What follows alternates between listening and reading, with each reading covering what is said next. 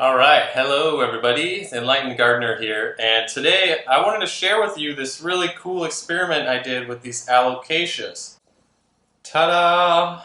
So this variety is called Regal Shields. It's got some darker leaves, and a few months ago this mama plant right here was an enormous plant and it was taking up way too much space. I was constantly moving it. I didn't really have the room for such a huge plant, and it had about 6 or 7 really big leaves, and I decided that I would rather have an alocasia that had maybe 15 or so smaller or medium-sized leaves.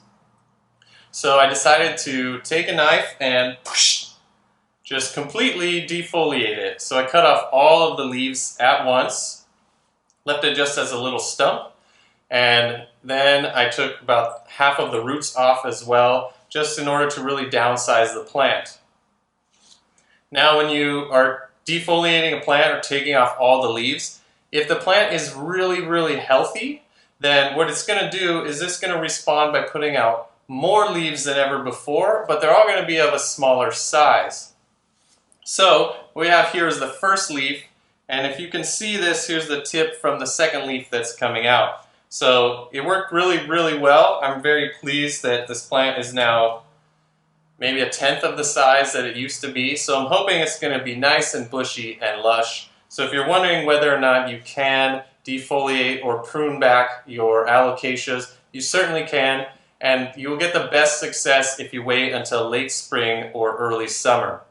For most tropical plants, the best time of year to defoliate is right around the summer solstice, because the days have been getting longer and longer, and that plant is just bursting with energy at that point. So it can handle the stress and it will just explode with growth in a very quick time.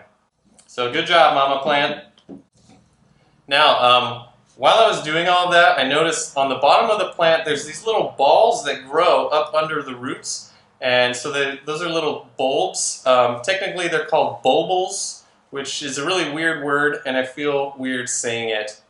Bulbils.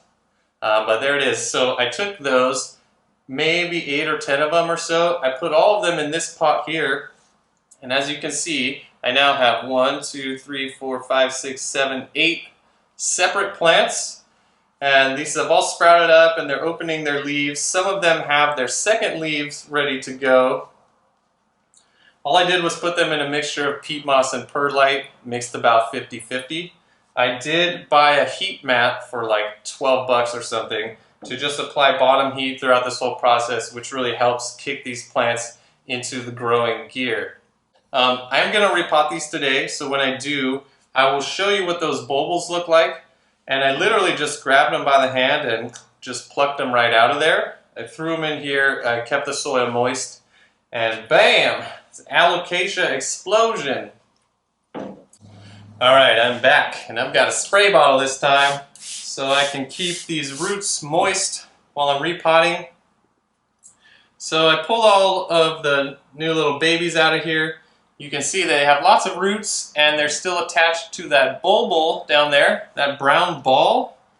I found one bulbil in the pot that did not sprout. So 8 out of 9 did sprout for me very easily. So if you are repotting your alocasia and you see these little balls on there, you can literally just yank them off, throw them in a pot, and 8 out of 9 of them will grow. Proven. Alright, so there you have it. That is how I turned my giant alocasia into 9 beautiful plants in less than 3 months.